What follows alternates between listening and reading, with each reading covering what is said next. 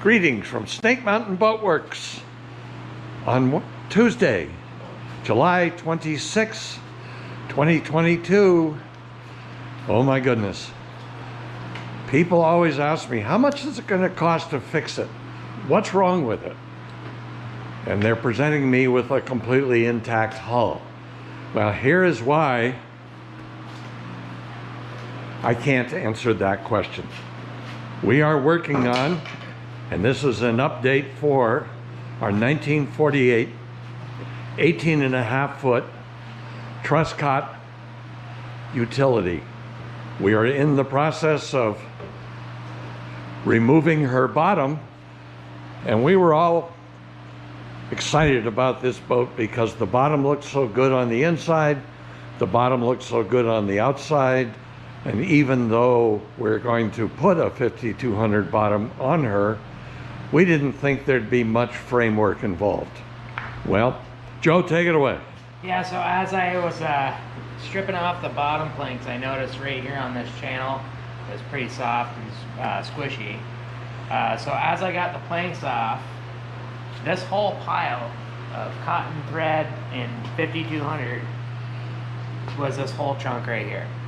Everything that was what we thought was solid wasn't even close. So everything that you see right here around this was just a ball of 5200 and cotton. Can't we just use a little Bondo? Fiberglass. How about fiberglass? Absolutely not. Yeah, absolutely. Well, but as you can see, I mean, it's just, when you do this kind of stuff, it just allows water to leak in, and there's nowhere else for it to go but in your wood. And when you know that you get wet wood, it's over time it's just going to sit there and rot. well, that's the beginning. As we can see, the keel's got an issue. Yeah, so it was kind of interesting when I was on the inside when we got all the interior out. I noticed there was a big chunk of wood missing, and so I went underneath it, and at one point this keel was two-piece right here. There is a joint right here. There was no block in there whatsoever to sister the new section of keel on. So water Is that the sister from there to there? No, the sister is from here all the way All back. the way back. And it's plywood. And it's absolutely, I mean, it's garbage. There's no kind of tapering joint on it. It's just a butt joint. So I'm gonna have to, luckily the rot, that all I can see, it goes to about right here. So I'll be able to hopefully put it, scarf in a new piece and actually have a sistered block underneath it. So that way it's all one piece. But being so close to that chute right here, it's going to be very tricky. And luckily this is still solid. There's nothing in here that's soft or rotted at all. But as you can see, I mean, absolutely everywhere was all this cotton. Guys, put your string away. String won't help. No. You can use cotton roving to caulk an early butt planked launch. You can't use string to caulk a Carvel planked hull. I'll just jump in here for a second. If you remember our 1948 19.5 foot Truscott runabout, we discovered that all of the interframe battens were floating. They're floating here as well. So this must have been a Truscott shortcut. You know, just put a nice wide plank across here and everything's cool. Well, everything's not cool because you have not tied the keel to the chine. This keel's just floating. It's not attached to anything except the very sparse few bottom frames you'll find.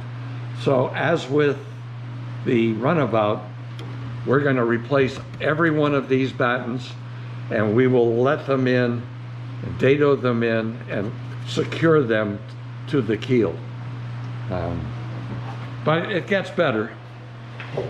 Yeah, so luckily, I mean, all the frames minus the ones back there are actually all still really solid. I've taken an awl to them to try to get any kind of weak spots.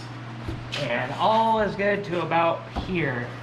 And if you look, this keel is just so beaten that, I mean, there's just, I'm gonna have to scarf it back further just to be able to make the keel straight again. And then we get to this disaster. This is also all some kind of Bondo filler, and what had happened was 2 metal plates with some kind of filler or some kind of caulking were sandwiched on here, so water just went inside of it and stayed in there, nowhere for it to go. And when you do that, it just turns wood into absolute sawdust. I mean, there's nothing left to save to that whatsoever. So, Gleeful Michael was all happy that this would be an easy rebuild. As you can see, as you sight down the keel, we have some significant straightening of hugging to do. We're going to have to replace essentially everything in here. And we suspected we'd have to remake the battens, but we haven't cleaned this side off yet, but I can tell you that we've got more of the same. Guys, if you want to use a filler, use something like Interlux Premium Marine Filler. 3M, excuse me, Premium Marine Filler. It will not absorb water. This Bondo crap, which I guess people use on automobiles, they get wet. I wouldn't use it, but you can see what it did for us. That piece of Bondo was in here like a big sponge, soaking up water, and of course had the metal plate over it. So we are in the process of stripping the entire bottom. We're not sure what we're going to find on the starboard side yet, but we're getting close to knowing. So we'll keep working. We'll keep you in tune as we progress towards completely preserving our 1948 18.5-foot Truscott utility. We've got 6 weeks because both of these Truscotts will be at this year's International ACBS show in Burlington, Vermont in early September. So you know where we're going to be for the next couple of weeks. We'll keep you updated. Thank you so much. Bye-bye for now from Snake Mountain Boat Works. Ooh.